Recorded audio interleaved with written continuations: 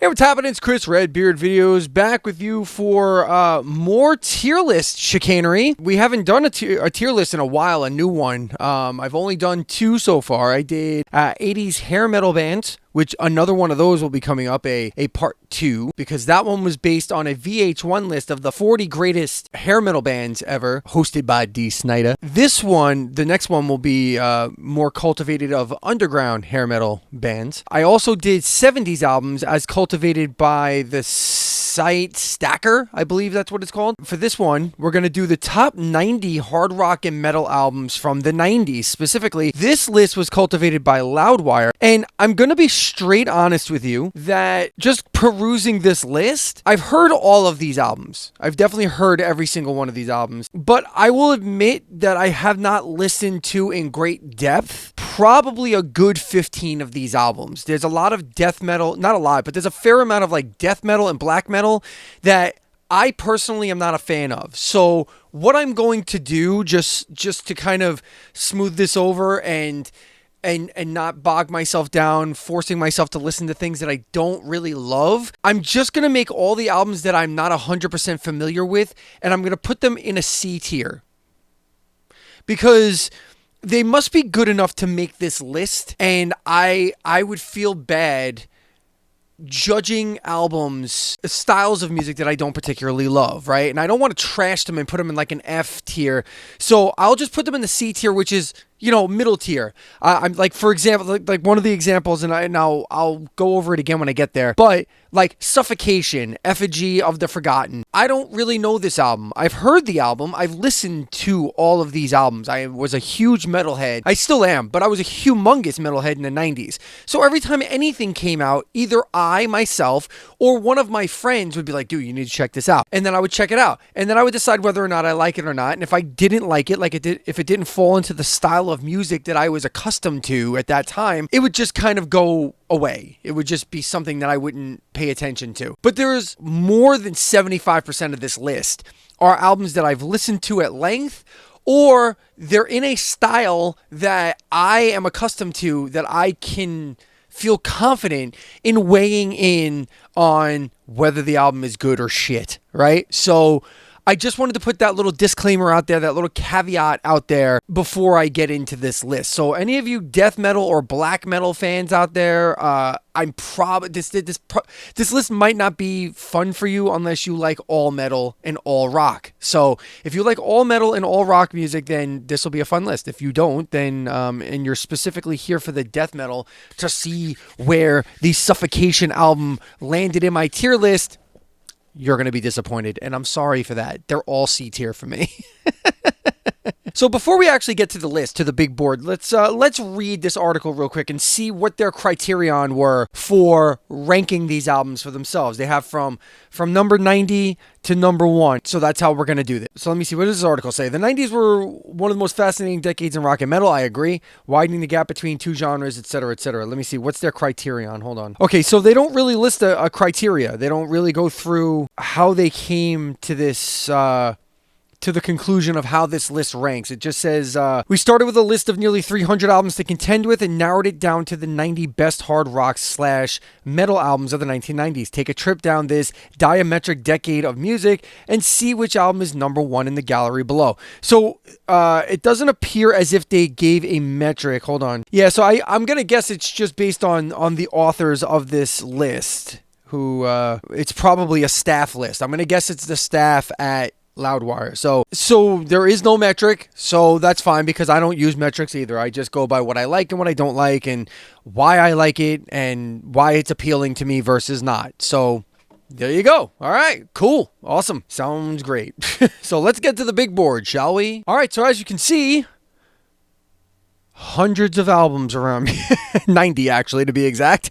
There's 90 albums around me, so let's get started, because we got a lot to do. This is probably going to be several parts, so just so you know, at least 2. I'm going to guess this video is going to be at least 2, because I'm not a big fan of like the 5-hour long video unless I'm doing something really in depth, which I don't know. Maybe I can get through this quickly. Let's see here.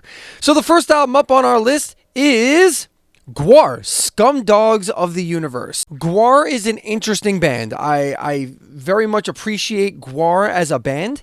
I very much appreciate what they brought to the table from a show standpoint, from a theatrical standpoint, and they always held my attention live. I've seen them live a few times. Never, and I don't think I've ever recall really knowing a song. I've heard all of their albums, and I've heard this album, and this is probably the best of all of their albums. With that being said, I never really loved Gwar as a band in terms of the in terms of their sound, in terms of their music. I don't think it's terrible, but I don't think it's great either. And I think it's, I don't know, for me it's below average. It's not something that I would ever put on in my house ever for any reason whatsoever. I know my stepdaughter loves them, but I think she loves them for the same reason I love them. She loves their aesthetic. She doesn't necessarily love their music, but she doesn't hate it. And I feel the same way. However, I think I'm going to throw this album in a D tier because I don't really love Gwar's music. It's not horrendous, but it's not really great either. So number 89 on the Loudwire list is White Zombie La Sexorcisto. Now, I have a video on the channel about this album, so I think it's pretty safe to assume that I love this record. It's a fantastic album. It's groove. It's so groove, and it's so important and so big for the groove metal, which Pantera gets a lot of credit for. And you don't hear a lot of White Zombie getting a ton of credit for this album, for their contribution to groove metal. I think this is the best album that Rob Zombie in his illustrious career has ever produced. So with that being said, I think the songs are great. I think the aesthetic is great. I think the production is awesome. The drums sound so massive on this album. It's so good. The drumming is just tremendous by Ivan DePrume on this record. And it's where, to be fair, Pantera and White Zombie are the two artists that turned me on to the growly, screamy type of vocals. Even though Rob Zombie doesn't do like the traditional aggressive growls and screams, he does have a very coarse voice that kind of lacks melody and is more rhythmic. And that was my first taste of really liking that. I'm very much a fan of a lot of hip-hop artists now. And looking back in hindsight, while I was doing the research for the White Zombie album, for that video, I did a video for breakout albums, and it was for this album. And while doing research of that album, I learned that Rob Zombie was heavily influenced by gangster rap at the time. So it all kind of checks out that after I got into this album is when I kind of became a little more amenable to the idea of listening to hip-hop. So La Sexorcisto, White Zombie, I'm going to put this in an S tier because I think it's one of the best albums of the 90s personally. I think it's so creative. I think it's so rhythmically amazing and fun. And it really deserves so much more credit for its contribution to the invention of groove metal as we know it going forward. And it just doesn't get that love. So I'm going to give it that love right here. S tier album. Next up, Melvins Houdini. I mean, how could you go wrong with the Melvins? The Melvins are cited as one of Kurt Cobain's biggest influences, and that shows. And on top of that, the Melvins, who are basically a pretty serious hardcore band, like pretty fucking heavy at times. This was kind of a commercial hit for them. I don't know if they had any, I don't recall them having any actual hits.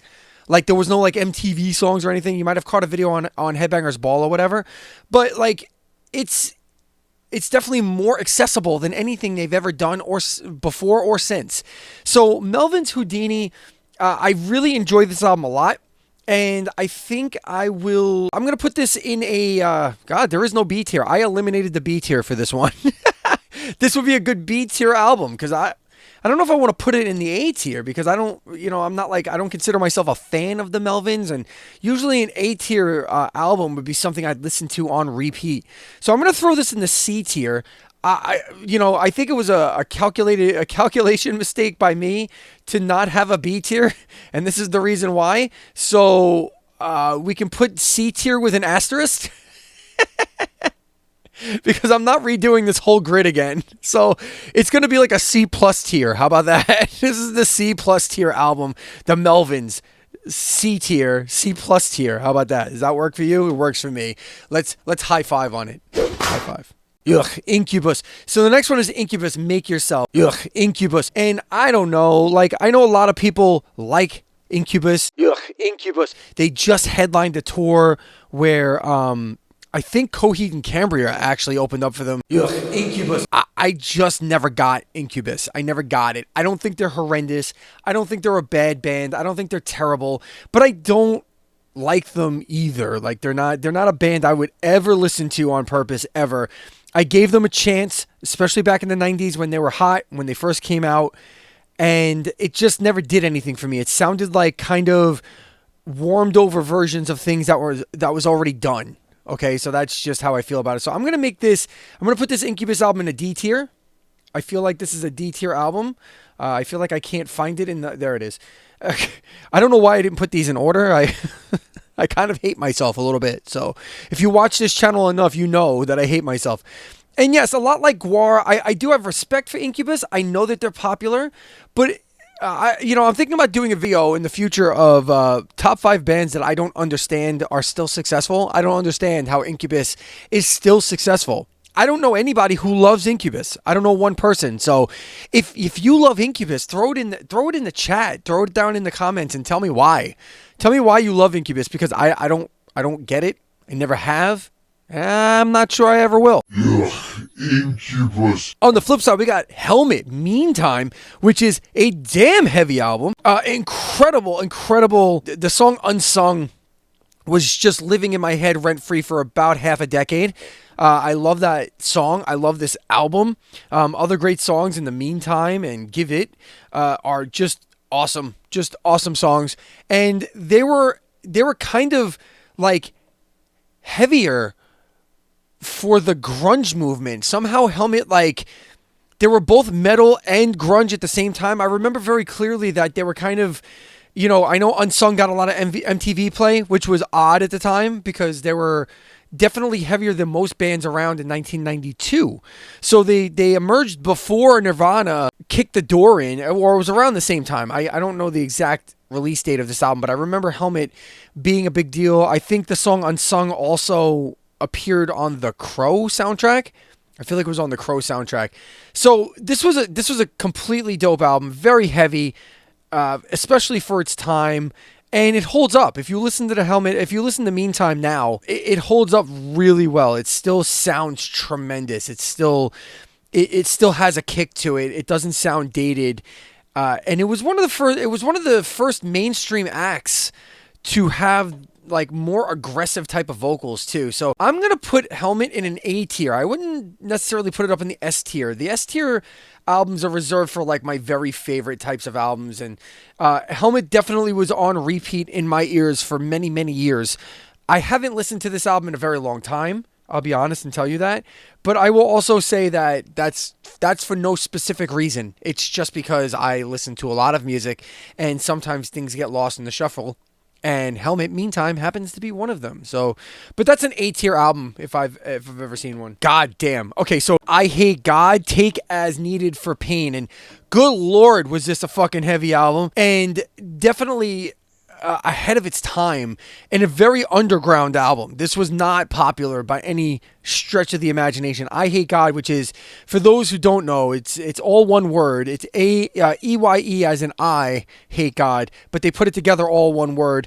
And it was just, I don't know. This was their second album, and they're like a hardcore band. They have some speed at times, but there's a sludge element to them that is just incredibly just dark and heavy. And the cover of the album is just like, it just gives you an idea of what you're about to listen to. There's a picture of the mangled teeth and a prosthetic like arm type of thing going on, and and then the middle thing says censored, like so. And I don't recall. I honestly don't recall if there was a uncensored version of this cover or not. I guess I suppose I could look it up. Let me see. First things first, let me just take a moment out here to please remind you to like and subscribe. Please subscribe to the channel and please like the video. It pushes us into the algorithm and it gets us going forward motion. I'm on the forward motion thing. It's on its way. We're picking up subscribers here and there, but I really want to. I want to set a goal. I just want to set a goal to get to, I don't know, let's say 10,000. I want to get to 10,000 subscribers by this time next year. So like a full year. Halloween 2025. I'm not asking for much. It's 10,000 people. So share this with your friends, will you? All right, back to the album. Okay. So I can confirm after research that there is an uncensored version, and it's I'm not going to get into it, but it's you look it up yourself. If you're interested in seeing the uncensored cover, that's fine. I will show the censored cover here because I don't feel like getting taken down by YouTube. But I'm going to take this album. This would be, oh geez. We're dragging stuff here. Hello? Okay, come on, really? All right. Sometimes logistically it doesn't work. I hate God. Again, this is another album I haven't listened to in a long time, and I'm not out of the sludge type stuff. I guess this would be an album that I would like more than your average run-of-the-mill sludge type album or hardcore type album. I do like regular hardcore music, but I don't like sludge music. So the combination of this type of thing worked for me for a time, but it doesn't really anymore. I don't dislike this album. I just haven't listened to it in a very long time. I think I'm going to put it in the C tier. I think that's a safe place to put it for me. I think it ranks right up there with the Melvins in terms of how I like things. So yeah, I Hate God, C tier. C tier album. Next up. Oh yes. Cringe of the cringiest. Godsmack, self-titled debut album. I am not a fan of this band in any way, shape, or form. In fact, I don't think I've ever heard a song that I've ever liked from them.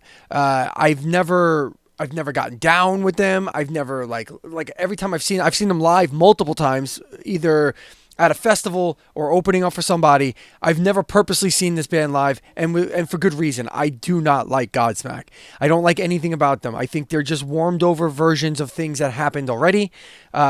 And worse than that, I think they're just douchey too, on top of that. So not only are they warmed over unoriginal sounding music, in my opinion, but they're also douchey, which is a bad combination, honestly. It doesn't make for good music. So I'm going to throw this album in an F tier and really not expand on it very much more because there's no reason to. All I know is that any band that has a song that is that the main crux of the song is "Stop Crying Like a Bitch," I'm not a fan. I'm sorry. I'm just there's no room in my life for tough guy metal, and Godsmack is just weak tough guy metal, if there's such a thing. That's just awful. So full on F tier in my opinion. Okay, our first automatic C tier buy is Suffocation, Effigy of the Forgotten. I've heard this album, but I know nothing about it. So I'm just going to leave it on the side. Just assume it's a C tier. That's it. Let's just assume. I'm not even going to try and find it. I'm just going to let it go. So, and moving on. Suffocation. I'm sure it's great. I have no problem with that. But it's technical death metal. And I like some technical death metal, but it's very specific. Like, I like very specific tech death bands. And Suffocation is not one of them. Number 82 on this list is Deftones, Around the Fur. This, on the other hand, is a fantastic record, an awesome album. It might be my favorite Deftones album. I really love Diamond Eyes a lot. I really love their self-titled, their debut album a lot. Around the Fur to me was like the most complete version of what they were doing at the time, especially. It's only their second album. I love the crap out of this album. I listened to it to death. I think I burned out a CD. Like, it was so like listened to and shuffled about. It got worn out. Like, it got scratched up and worn out, and I had to buy another version. So I actually bought 2 of these. So if I liked it that much back in the 90s into the 2000s, I think it belongs in the S tier. I believe Deftones Around the Fur is a top-notch 90s record. If I were recommending metal albums from the 90s to people, I would definitely suggest this one. Deftones Around the Fur. Great groove, good emotion. Heaviness is good. The singles were tremendous with "Shove It" and I think "Around the Fur" was one of the singles. I also think "Be Quiet and Drive" is from this album as well. And Max Cavalera was a guest on the album, so for the song "Head Up." So that's it's always a good time. Lots of MTV play. This was just a great album. So an all-timer for me. So the next album is Death, The Sound of Perseverance, and it was their final album. It was a big jump for them in their progressive nature. It's often a weird thing to talk about the band Death, because a lot of people just assume they're your typical death metal band, and they're just not. They're just not. They were way more melodic than most death metal bands, traditional death metal bands, and between the melodies that were aggressive melodies, but really pretty at the same time. And they had with Richard Christie on the drums, who is tremendous. He's insane. He had a very abstract way of playing on this record. There was a lot of craziness that went on here. And then on top of that, they did a cover of probably my favorite Judas Priest song, "Painkiller," on this record. So overall, The Sound of Perseverance is a great death record for the band Death. Not death metal, but for the band Death. And I'll be honest with you and tell you that Death is not a band that I spin often, but this album is one that I have listened to quite a few times throughout the years. So I'm going to put this, again, I wish there was a B tier. I'm somewhere caught between C and A. I'm going to throw this in the A tier, though, because I feel like this is worthy of A tier status, because first off, Chuck Schuldiner is incredible. He's incredible.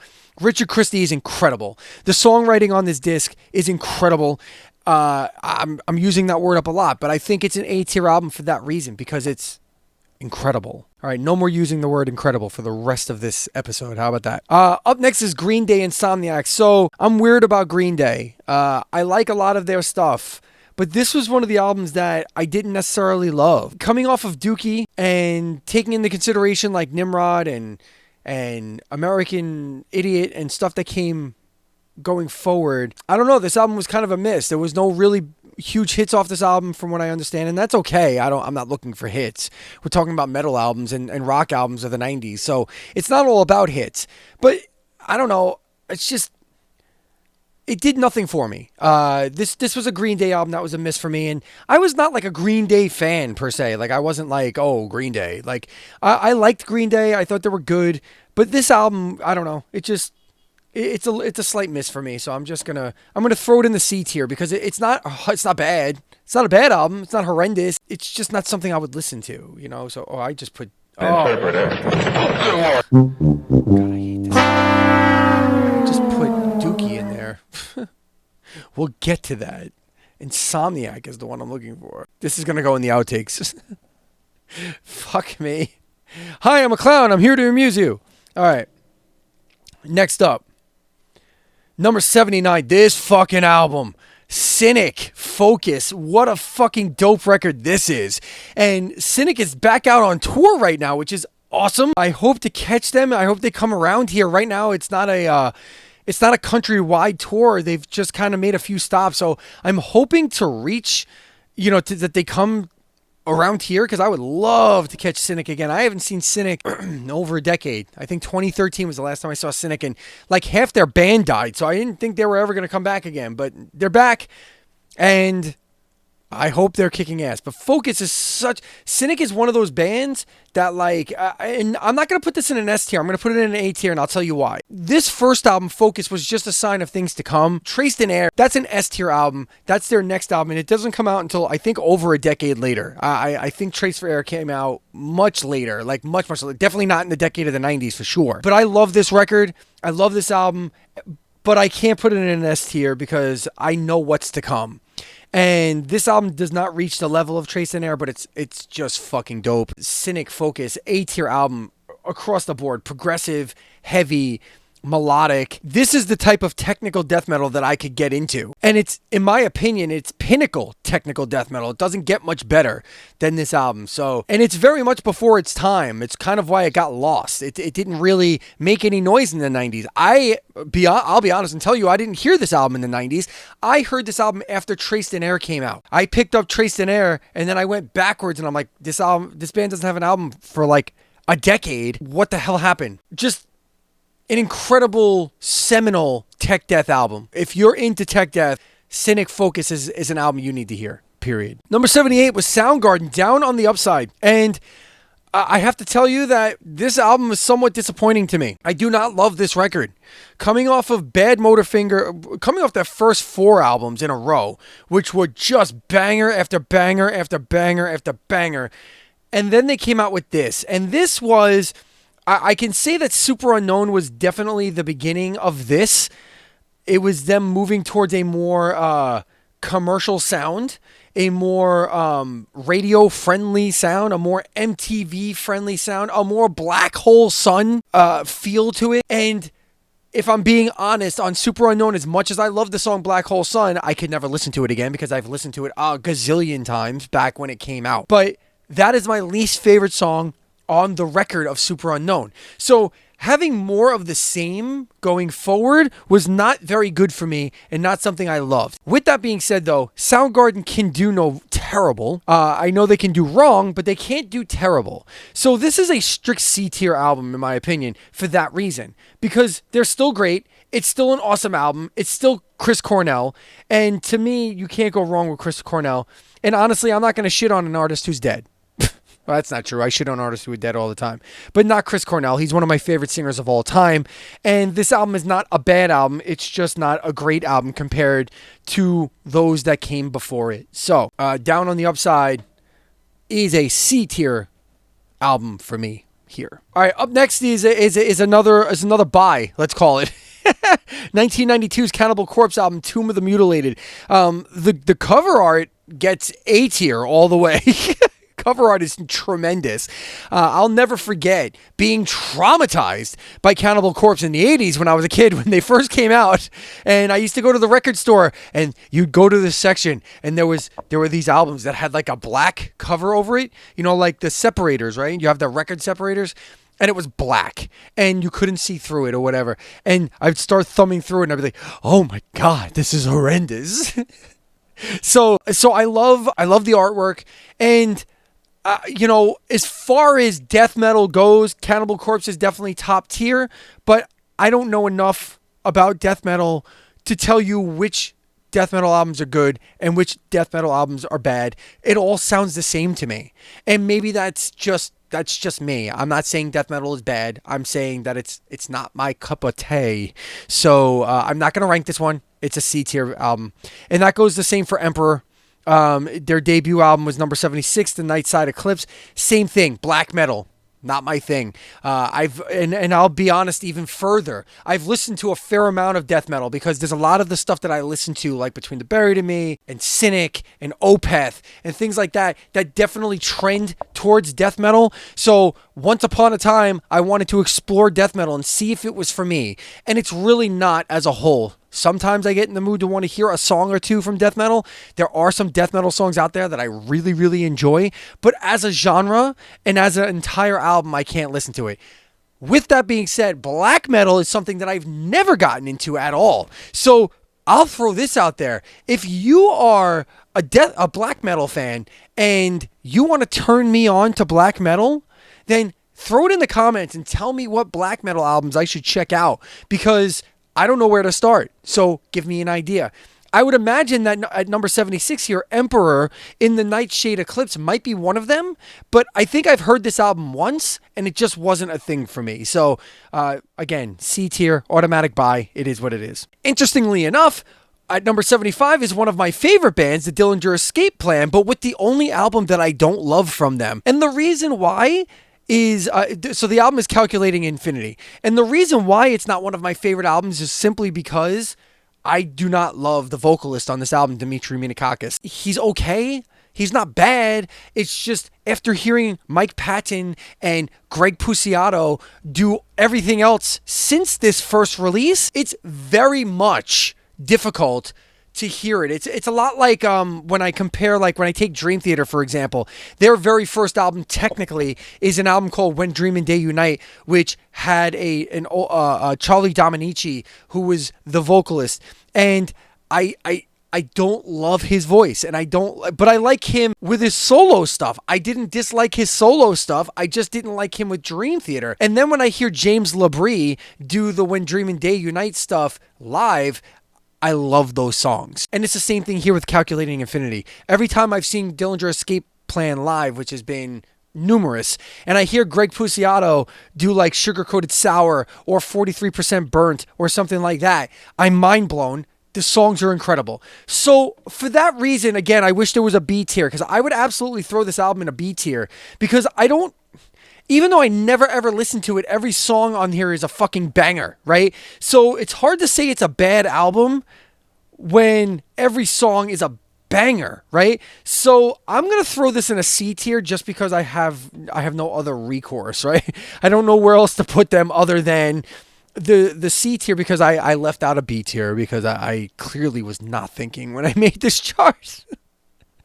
And that's gonna be the whole thing going forward, is that I didn't make a B tier, so I screwed myself. So here, we'll put it in the C tier, and that's going to be that. So here we are again, another by Immortal, Pure Holocaust, black metal. Already went through all that. I don't know. I think I've heard this album once, or I've at least heard a song or two from this album. Yeah, The Sun No Longer Rises, I think, is a song I've heard before. Again, I don't know black metal, so if these are the albums I should be checking out, let me know in the comments. Tell me. I want to know. All right, here we go. Now we're getting into a rock album. Number 73 has Guns N' Roses' Use Your Illusion 1. Now, I feel like I'm in the minority here. I understand that Use Your Illusion 1 and 2 were gigantic fucking albums, right? And do they do these back to back? No, they don't. Interesting. I don't even know how this list shakes out. That's incredible. So, Use Your Illusion 1 and 2, I know I'm just going to talk about Use Your Illusion 1 right now, but I feel like I'm in the minority. I feel like all those people who like Guns N' Roses, unless you're a huge Guns N' Roses fan, but your average run-of-the-mill fan, your average run-of-the-mill, like, music fan, loves Appetite for Destruction, loves Lies, but, I don't know, can take or leave Use Your Illusion 1 and 2. They thought it was overblown, bloated records, and, you know, they kind of are. They released 2 albums on the same day. Both albums have, like, 70 songs. Like, it's ridiculous. I think it's, like, 15 songs per album. So there's a lot of music and a lot of Guns N' Roses. And I'm not going to sit here and tell you that I think Use Your Illusion 1 and 2 are better than Appetite, because Appetite's an all-time great album. There's not one poor song on Appetite for Destruction. So there's not even a song I skip over on Appetite for Destruction other than Welcome to the Jungle, Paradise City, and Sweet Child of Mine, because I simply cannot listen to them again. But if they come on the radio, or if I'm in the bar, or if I'm at an arena, or I'm at an event, and they come on, I'll jam out to them because they're fucking dope songs, period. It's the same thing with Use Your Illusion 1, except there's a lot of songs on here I can do without. Like Dead Horse and Bad Apples. And there are some songs that I don't love on this record, but there are some songs that I absolutely adore. Right Next Door to Hell's a great song. November Rain is undeniably great song. Coma is an incredible tune. So there's enough great on this record to carry it for me. However, I'm going to throw Use Your Illusion 1. Again, if there was a B tier, I think I'm going to make the C tier the de facto B tier. I think I'm going to put all my C plus albums on this top shelf. The C plus albums are on the top shelf here, which is like Green Day, Insomniac, The Melvins, Soundgarden, Dillinger Escape Plan, Use Your Illusion. What is this? I don't even know. What is this? Hold on. Yeah, see, I Hate God. I Hate God can be a strict C band, a C album, personally. And I also think, no, I said the Melvins would be a C+. I'm down with that. I'm down with C+. So I think the top of this little rung here, that's going to be C+, acting as the B tier. And the bottom of the A might be an A-, which will also act as the B tier. It's an upper B. Hey, look, I am the proctologist too, okay? I know I'm Redbeard Videos, but I was known for over a decade as the progtologist, because I did progressive music and for my show Progtology 101, which will be a channel on my network soon. But I'm always making shit up, so maybe I just made up a way to do this tier list a little bit differently. So there you go. But yeah, so Usual Illusion 1 is a C plus, B minus. It's a B album. Fuck. Another black metal album. Wow, black metal was big in the 90s. I didn't even know. See that? Dark Throne, this is a famous album. I've heard this album at least twice. Transylvanian Hunger. Again, not good, not bad, just unknown to me. And I'm not going to comment on it any beyond the fact that I know this cover is famous. I know this album is is legendary. So, and I know Dark Throne is a legendary band. So, again, leave it in the comments if you're a black metal fan. Tell me all about it. Number 71 is Alice in Chains, self-titled, their third album. This is a fucking dope album, and I will tell you the truth here and tell you that I did not love this album when it first came out. This is definitely a later in life love for me. This album definitely missed for me when it first came out. I did not love it as much. Coming off of Dirt, which is one of my all-time favorite albums, this album seemed a little too clean for me at the time. Some of the songs were just too long and too drawn out. Now, in hindsight, I love this record. This is amongst one of my favorite records of this decade, and I have no problem throwing this album in an S tier because I just love it so much, and I think you know where I'm going with the Alice in Chains stuff. They're one of my favorite bands of all time, and I adore all their albums, so I think we can just get it right out of the way. I'm not going to skip ahead, but because I want to see where it falls on the list. But this album is so great, and it's different. The reason why I love it is that it presents a different sound, and it remains the pattern for what Alice in Chains did, from Facelift to Dirt to self-titled. There was enough different to have a whole different sonic presentation. And this album has so many great songs. Again is a great song. Sludge Factory is just a fucking monstrous tune. And Grind is amongst one of my favorite songs. Heaven Beside You is such a great tune. Was a huge hit for the band. So yeah, self-titled Alice in Chains album is definitely an S tier album for me. As is number 70, Sepultura Roots. Wow. And look, different than Alice in Chains, I don't love everything Sepultura's ever done. But there are two albums on this list that I will tell you right off the bat are going to reach an S tier for me. And this is yet another band that, for whatever reason, gets roped in with thrash more often than not. And to me, they're brutal and they're heavy enough to be thrash, but they're also groove.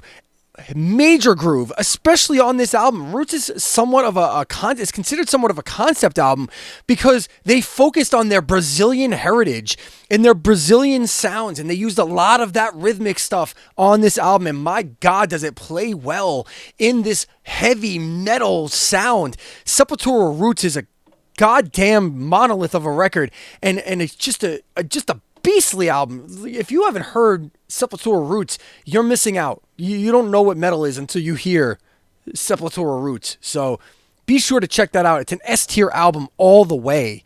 All the way. Coming up on number 69 is Poetically, Psalm 69 by Ministry. This was a genre of music. It's funny because I just talked about this. I was just on an episode of Black Spinner Circle with Andy Rodriguez and Al Horta.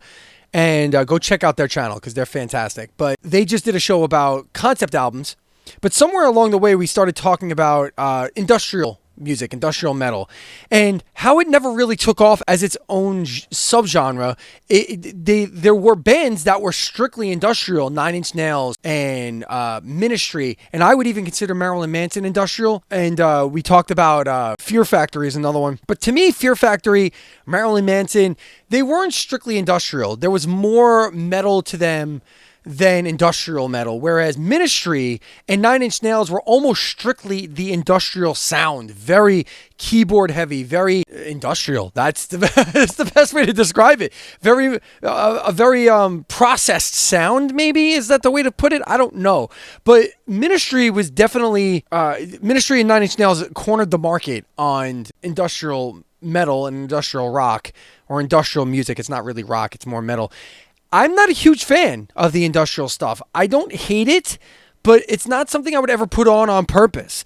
I remember I used to go to clubs on Long Island where there was like places like called Nostradamus. There was a place we used to go to called Nostradamus, which had floors, like 3 floors, multiple rooms. They had a ska room, they had a metal room, they had a disco room, they had a 90s pop room, and then they had the industrial room. And the industrial room was fucking bananas. And I used to hear Ministry all the time, and listening to Ministry, 9 Inch Nails, that industrial music through a booming system is absolutely incredible. It's an experience, and it's awesome. However, it's not something I would ever just spin in my house. It's not something I would ever listen to like at home on my system unless I wanted to fuck some shit up. So with that, I can't in good conscience put this in an A tier, and I also can't in good conscience pan the album. So I think I'm going to put Ministry in a D tier, honestly, because I literally have not listened to these albums since my club days, and my club days are, I don't know, near the end of 2000, like the end of the 90s into the early 2000s when I stopped going to clubs like that. So I have literally not listened to Ministry in 2 decades. And with that, I think that speaks to how much I like the record. So I'm going to have to put it in the D tier. I think and it doesn't mean it's a bad record. It's just, I don't know, it's just not something that fits my ears and not something that ranks for me. All right, coming in at number 68 is, fuck. This is an S tier album without question. It's Rage Against the Machine's The Battle of Los Angeles. It's their last real album. I mean, I know Renegades came after this, but that's a cover record. I don't consider cover records like albums that I would consider part of a catalog ranking, because I like to like rank original songs and not like covers. Although I will say Renegades is amongst the best cover albums I've ever heard. Battle of Los Angeles is interesting because it's the worst of the 3 original studio albums by Rage Against the Machine, and yet it's still an S tier album. It's just fucking incredible. There's only one song in the entire catalog that I dislike, and it's on this album, and that's Born of Ghosts. For some reason, that song just doesn't sit right with me. It's not a bad song. Actually, I think it's a bad. I would never listen to it. I skip over it every time. It's just, it does nothing for me. But it's, it still doesn't take away from how amazing this album is. Testify, Guerrilla Radio, War Within a Breath, Maria. It's just every song, one after another.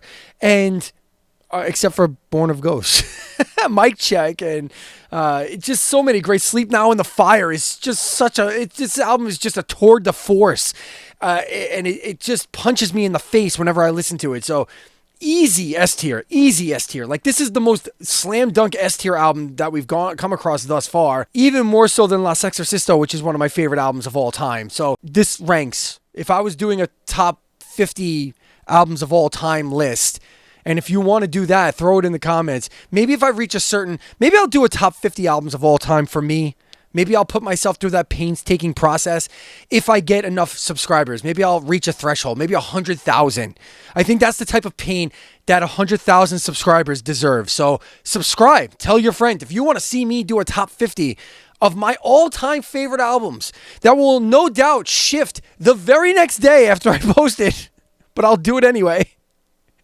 Get me to 100,000 subs. All right, anyway. Rage Against the Machine, Battle of Los Angeles, S tier. Okay, we've come to another buy. Suffocations, Pierced from Within.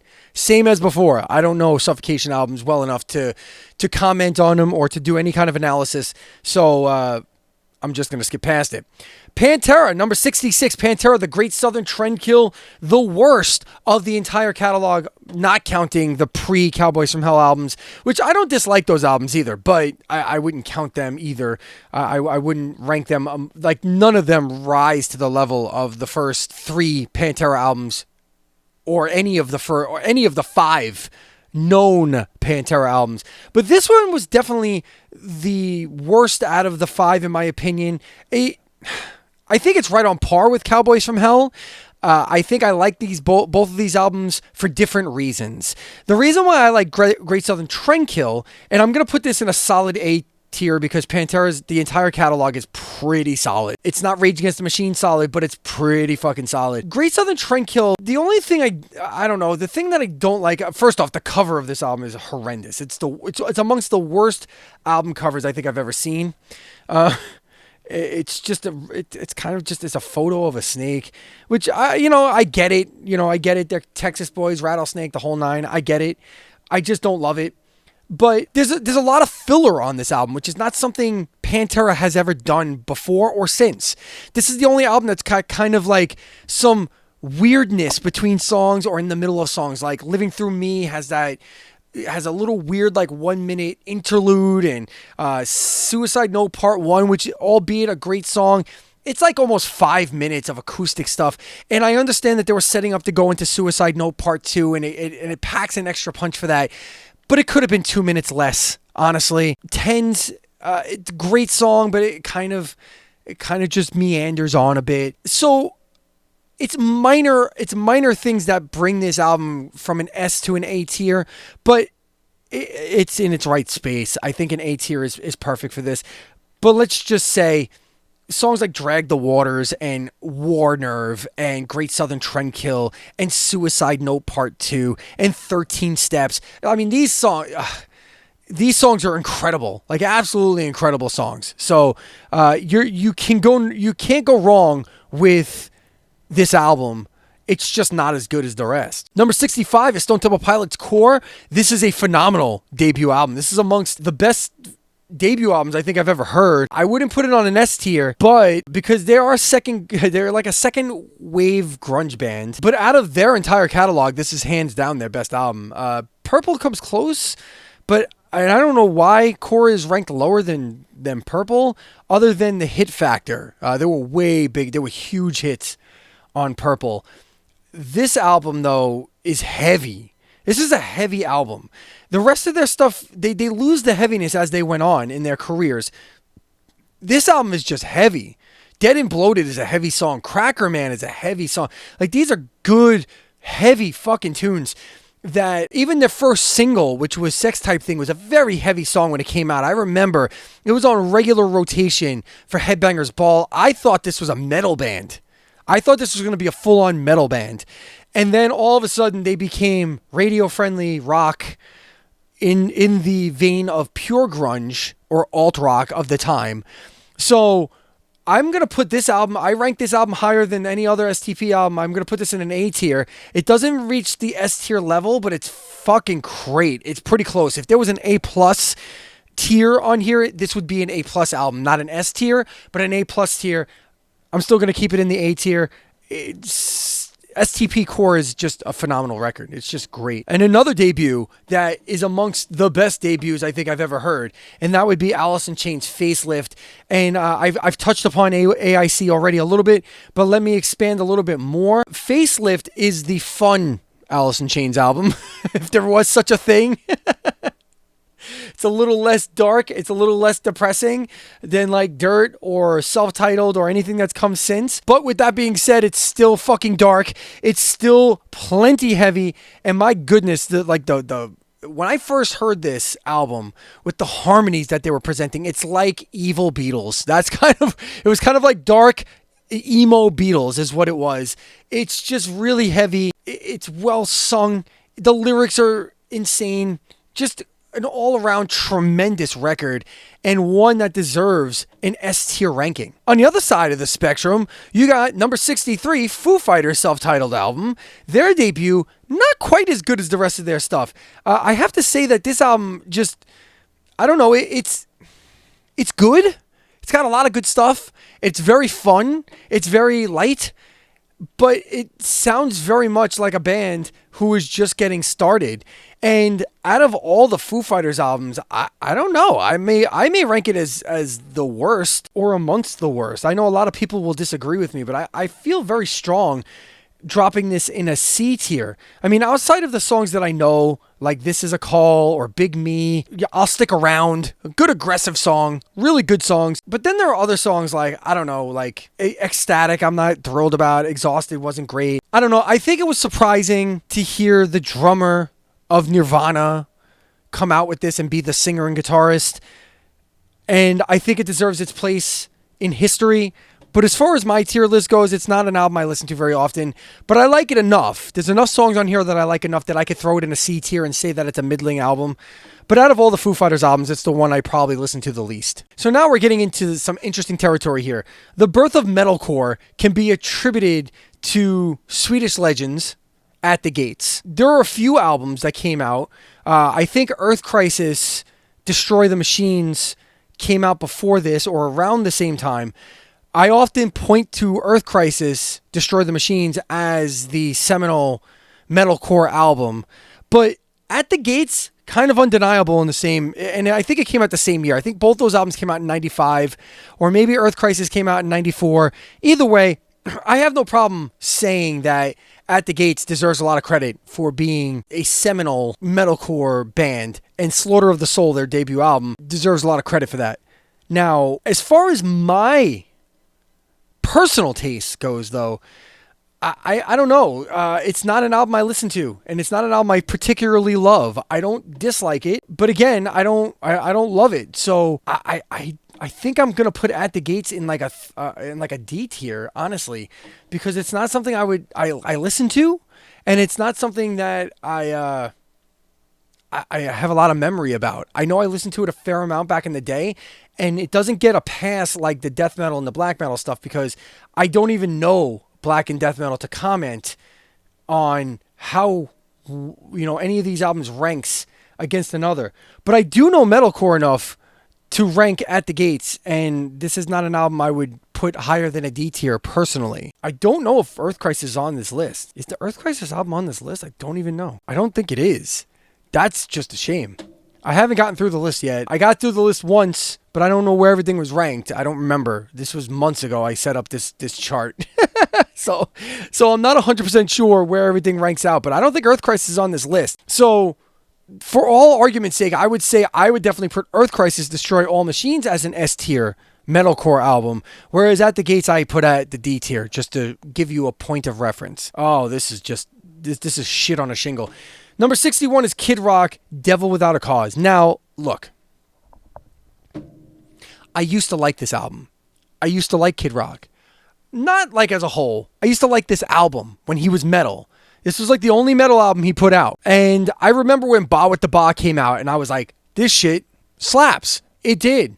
And I saw him live at Woodstock 99, and he put on a hell of a show. However, I will tell you for sure that I have not purposely heard a Kid Rock song since the 90s, without question. So I'm reluctant to put this in the F tier because I just hate Kid Rock as a human and as an artist, and I see no redeeming quality in anything that he does. But I cannot in good conscience put this album in an F tier. So I'm going to put it in a D tier just because I did like it once. I did enjoy the music once upon a time, and I don't think if I listen to it now, I'd be able to stomach it.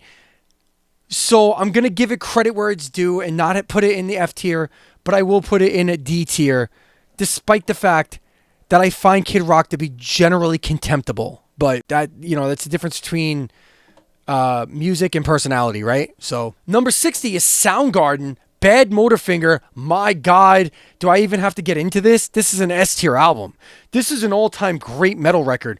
This is such a good record that I listened to this yesterday. Like, I listened to Soundgarden, Bad Motorfinger on the regular. It's part of my regular, rotation of albums. It is such a good album that, as much as I love Super Unknown, I fucking hate that that's where they went. And I'm thankful that Super Unknown has a lot of the elements from Bad Motorfinger carrying through, but not enough. Because Bad Motorfinger is an all-time great metal album, in my opinion. Rusty Cage, Searching with My Good Eye Open, Jesus Christ Pose, Slaves and Bulldozers. My God, what a fucking just tremendous record this is. S tier, without question. Without question, Soundgarden is an S tier album. It's not even worth talking about. So I won't. Carcass, necroticism, descanting the insalubrary. I can't even say the album. How can I rank it, honestly? This is early grindcore. Grindcore is another subgenre that I never really got into. It's labeled as extreme metal, but that's kind of like, that's like an all-encompassing phrase, especially since we've entered into the 2010s and 2020s, where anything that's outside of a definable genre is just kind of slapped with extreme metal, right? So this was not an album that I listened to a lot. However, with that being said, I have listened to it enough to say that I think it's a very important album in the fact that it's kind of considered very early grindcore. And being a non-fan of grindcore, I can rank this album and say that for my own personal ears, and again, this is not to say that grindcore is bad or to say that this album is bad, but I'm going to throw this in a D tier. I know ranking something with Kid Rock is not fair, but that's the situation we find ourselves in, kids. I'm not the hugest fan of this. It's not terrible, but it's just not my cup of tea. That's all. Another phenomenal debut album and the birth of what we now know as nu metal. Korn's first album is an all-time great disc. Blind, Ball Tongue, Chutes and Ladders, Divine, Clown. I'm not even going to say the name of that one song, but that's a good one too. The F Slur. That's a great song. There's so many great songs on this album. Cover to cover, all killer, no filler. Not a bad song on the first Korn album to be found. So rhythmically interesting, completely fascinating record, especially of the time. I remember when I first heard Korn. The first song I heard by Korn was Chutes and Ladders, which is honestly my least favorite song on the record. But it was just so mind-numbing to me to hear. And then I heard Blind, and I was like, what is this? What is this scatting nonsense that he's doing? And how cool is that? The rhythmic stuff, Fieldy as the bassist, just bringing so much rhythm. And it was outside of the groove metal too. Like groove metal had an awesome rhythmic thing. This was different. Nu metal took it to a whole different level. And it was just, I don't know, S-tier album. Great from cover to cover. Just tremendous record. One of the most creative records of the 90s comes in at number 57, and that's Faith No More's Angel Dust. This was the first album that Mike Patton got to kind of write, because his first album with the band, which was The Real Thing, is a phenomenal album, great record, love every second of it. But he didn't write that album. That album was written with the intentions of the first singer, whose name eludes me right now. But that's who that album was written for. Mike Patton did not write that album. He just kind of performed it. Angel Dust, you can hear a dramatic difference in the sound of this band. They went full on progressive after The Real Thing was kind of a straightforward, I don't want to say straightforward. There was nu metal in there. They had some rap, but it was pretty straightforward keyboard laden heavy metal music. Whereas Angel Dust just went full progressive with songs like Jizzlobber and Malpractice and Small Victory and things like that. Just tremendously creative, technical music. Mike Patton's voice on full display on this one. Angel Dust is an all-time great S-tier record without question, and I have no problem putting it there. One of my favorite bands of all time. Number 56, Sepultura Arise. Again, as I mentioned earlier, Sepultura often gets roped into thrash metal. So this album was a little more straightforward thrash. I understand where the thrash label comes from on this one with Sepultura Arise. And with that, as much as I like a lot of thrash, I'm very specific with the thrash bands that I like. And this album is not one of my favorites. I don't dislike it, but it's definitely not one of the ones that I would rank high on my list. So I'm going to throw this one in a strict C. This is a strict C, not a fake C with a B attached to it. This is a C-level, a C-tier album for me. A lot of bangers on this one, but at the same time, a lot of misses too. And it just kind of starts to sound like, I mean, Sepultura doesn't sound like anybody. So I can't say it sounds like all the other thrash bands that were around at the time, but it's just kind of expanding on their first album, which was the better thrash album in my opinion. So one of the torch-bearing punk bands of the 90s, after Green Day came out and became popular, the popular version of that would be Rancid. And the album Out Come the Wolves is an enjoyable punk record if I've ever heard one. I like this record. With that being said, though, punk punk, I feel the same way as I do with thrash. I like punk, but I'm very specific with what I like. I don't like punk as a genre. I like bands who play punk, if that makes sense. So with that, this album, again, is another, I feel like I can put this easily in a C tier and be okay with that. I feel like this is a strict C album, a lot like Sepultura. I don't consider myself a fan of Rancid, and I don't consider myself a fan of punk music as a genre. Like I said, there are certain bands. I like certain Green Day albums. I like certain Ramones albums. I like the Sex Pistols album. I like the Clash. I like some things. But at the same time, I don't love it all. I'm not a punk guy. I'm more of a rock and metal guy. So, and that's that. Rancid's a C tier album. Good song. There's some really good songs on here that I really like. There's some ska-like things and some catchy ass choruses that I really enjoy on here. But when it's all said and done, I would choose to listen to other punk bands than Rancid. And that's just me. My God. Opeth, Still Life, number 54. This is an incredible record. A concept album. It's tech death, but it's melodic tech death, but it's also more progressive metal than it is anything else, in my opinion. Even though there's a lot of the death vocals and blast beats and the whole nine, Opeth really broke the mold when it came to the death metal thing, the tech death thing. And to this day, they're still breaking that mold. I mean, they went full prog rock for the last several albums, and now they're coming back any day now, actually. In a few days, that album comes out, where they're going to come out and reclaim their throne, hopefully. Based on the 2 songs I've heard so far, that's definitely in the works. But this is an A tier album, a high A tier too, like an A plus tier.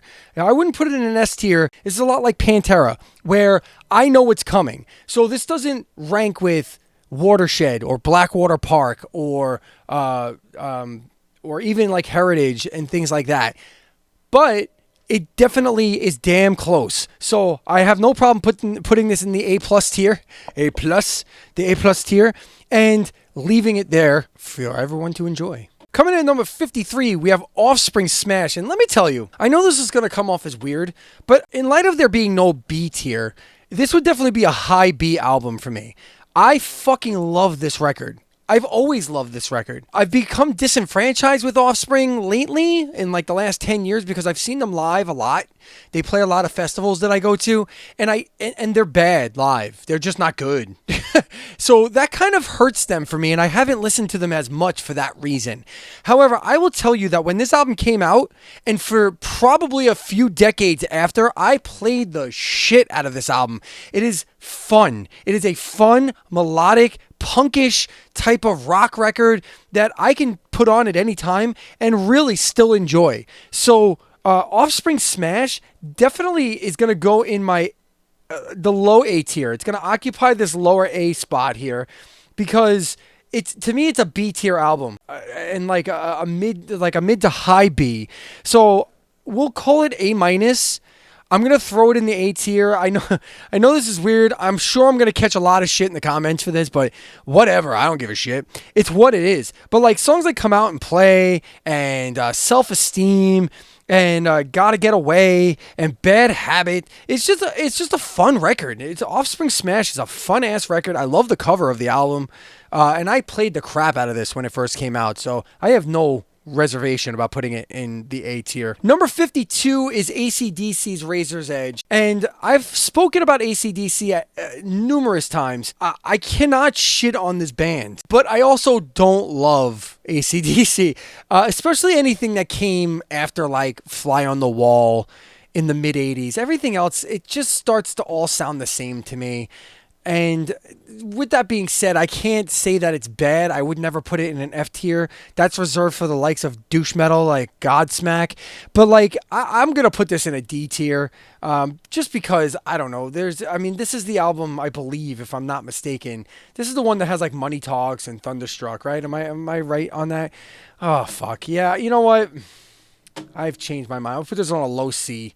I'll put this in the low C tier because Money Talks, Thunderstruck, these are all-time songs. Like, you can't go to a sports arena anywhere on the planet Earth and not hear Thunderstruck once in your life. There's just no way. Everybody, I'm willing to bet that most people on planet Earth that are not living in mud huts or are functional human beings have heard that opening riff and the thunder. You've heard it before. And I don't hate that. And as many times as I've heard that song, I'll still thunder. So I'm going to put that in the C tier. I just amended my own pick. I'm going to put that in the C tier because it deserves to be there. I mean, it deserves. AC/DC's fucking legends. They can do no wrong, right? So number 51 is Queensryche's Empire. And I got to tell you, this is an interesting one. So other than 1995 or 96, yeah, the last album of Chris DeGarmo, which was Here in the Now Frontier, that is my least favorite Queensryche album of that era, of the Chris DeGarmo era. And I have to say that Empire is probably my second least favorite album. But with that, it's like comparing diamonds. This is a phenomenal album. There's not one bad song on this record. I came around on Della Brown. Della Brown was one of my least favorite songs in the entire catalog. And I think it was about 10 or 15 years ago. Something clicked. And I listened to it and I was like, wow. I'm like, this is a dope song. I can't believe I thought this song was shit this whole time. And it's not. It's a really good song. It's just slow, I think. And I think it just took me a bit to kind of buy into it. So now that I say that, every song is perfect on this album. This is a perfect record. But again, this was early in the 90s. I don't know if any other Queensryche albums made this list. This is the best yeah, I guess it would be because this album doesn't hold a candle to Promised Land in my book. A lot of Queensryche fans will disagree with me. I just had this discussion with someone on Facebook the other day about the difference between this album and Promised Land. Very few people will agree with me. But to me, Promised Land buries this album. But again, this is a phenomenal record. Songs like Best I Can and Thin Line and Jet City Woman. Silent Lucidity is even a great song, and I know that song makes a lot of people sick. And it actually is the reason why Queensryche sometimes gets roped into the hair metal category. Reference Sirius Satellite Radio on Hair Nation, and that song will come up on occasion. And so will one other. I think Empire, the song Empire, comes up on that channel too, which is an abomination that song would even remotely be considered, that album would be considered hair metal on any like in any way, shape, or form. But I'm glad people listen to it. I'm glad it gets put on the air at least and people play it, because regular terrestrial radio just ignores Queensryche on a frustrating level. This is an S tier album, period. Cover to cover, all killer, no filler. There's not a bad song on this record. All right, another buy, we have Mayhem, which is a black metal, I think. I don't know this out. It's old school heavy metal, and it's like beginner black metal Mayhem, I believe. I know about the lore of this band. I know a lot about the lore of this band, but I don't know a lot about the music of this band. I've heard it before. It's not my cup of tea. We're going to pass on it. Same with Emperor. Anthems of the Welkin at Dusk. I know Isan. Okay, I don't know Emperor, but I know Isan, and I love Isan. I love his stuff, his solo stuff. But again, this is a black metal album that I don't know, so I'm just going to skip it. Number 48, Guns N' Roses, Use Your Illusion 2. So here we are with the Guns N' Roses, Use Your Illusion 2. And I think I prefer this one over Use Your Illusion 1. I think I agree with Loudwire's list here, ranking it higher than Use Your Illusion 1. And I think the main reason is because of the songs Civil War, Yesterdays, and I believe You Could Be Mine is on here too. I also love Locomotive a lot as well. I liked most of the songs on this album. Again, I like Get in the Ring a lot too. This is similar to Use Your Illusion 1 in the fact that there are a fair amount, at least 3 or 4 songs that I can do without on this album that I if I never heard them again, I'd be just fine with that. It's a great album. It is bloated. There's like 15 songs on this album. It's insane. I mean, there's so many songs on this record that there's an alternate version of a song that's on Use Your Illusion 1, which is Don't Cry, with just different lyrics. They were just like, why waste this? We'll just put it out. And it's kind of poetic that these were the last albums that we get from Guns N' Roses for decades. Like, we still haven't gotten really a new Guns N' Roses album proper. I mean, we had Chinese Democracy, and Spaghetti Incident, which was a cover album again. But I'm going to put Use Your Illusion 2 in the A tier, where I'd put Use Your Illusion 1 in the C tier, otherwise known as the B minus or B tier, C plus, B tier, whatever. Use Your Illusion 2 is a little bit better than Use Your Illusion 1 in my book, and I'm sticking with it. That's that. And here we are with Stone Temple Pilots' second album, Purple, coming in at number 47 on the Loudwire list. And this album, not as good as Core in my opinion. A lot of people will disagree with me. Lots of people like this album more. Evidence was in the sales. Huge hits from Creep. Creep was on Core. Big Empty was the slow song on here. Huge songs. And what was the other one? Vaseline was on this album, and Interstate Love Song was a gigantic song. And these are great pop rock songs. They really are just fantastic pop rocks.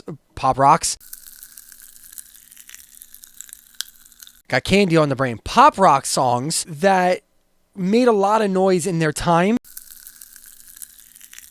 And they're still played today. As a matter of fact, I think the songs from Purple are more often played on the radio these days than any of the songs from Core. Creep, I think, will sometimes make its way onto the radio, but like I very rarely hear like Sex Type Thing or Wicked Garden on the radio, whereas I hear Interstate Love Song and Big Empty all the damn time. Even Vaseline I hear on a regular basis.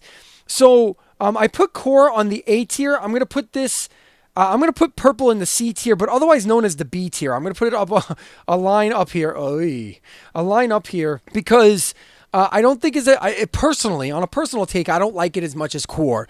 But I do like the album a lot, and I do listen to it on a regular, like it does pop up on my playlists on a regular basis. So I can't say I don't like the album, and I can't say I haven't listened to it because I've done both. So C plus, B minus tier album, Stone Temple Pilots, Purple. Oh my goodness. Coming in at number 46 is one of my all-time favorite albums, and that is Metropolis 2, Scenes from a Memory, Dream Theater. This album, I gotta tell you, with a band that had no commercial success really whatsoever outside of one song, this album is just one of the best concept albums you're ever going to hear. And as my friend Joe would say, the concept is shit, but the album is amazing. Musically, it's one of the best albums you're ever going to hear, period. Especially if you're into progressive metal or progressive rock or technically sound metal music. This is one of the best albums you can ever come across. The melodies on this album are all time. It's really what makes Dream Theater great is their melodies. And it's very much exhibited on this album in every way, shape, or form. Every performance on this album is incredible. Scenes from a Memory is just one of the all-time best albums. Would definitely rank in my top 50 without question. And that's why it's an S-tier album. And that's going to close out our first part here. I'm going to do this in two parts. That's going to close out our first part here because Children of Bottom is number 45, and this is the subgenre here is called neoclassical death metal, which is still death metal that I don't really get into. So I'm not really Children of Bodom. I think it's Children of Bodom. I'm familiar with the band. I've listened to a fair amount of their music. It's not something that I'm really into, but it's also not something that I know well enough that I can comment on. So number 45 is Children of Bottom or Bodom. Correct me if you like in the chat. Hatebreeder is the album, their 1999 release. According to Loudwire, it's a standalone record in the subgenre of neoclassical death metal. I didn't even know that was a thing. And that's going to do it for part 1 of this list. Part 2 will come, I don't know, sometime down the road. Leave it in the comments what you think of my rankings thus far. We're 45 into 90. So we're going to do a second part of this. But let me know in the chat what you think. Be sure to hit up my socials, Redbeard Video everywhere. Please like and subscribe to the channel because that's what helps me the most. Comments and liking and subscribing to the channel. That's what gets us going in the right direction. If you like what I do here, please do that. And as always, thank you so much for being here with me as I so much enjoy being here with you. And until next time, be on the lookout for part 2 of this list. I will talk to you soon. Bye.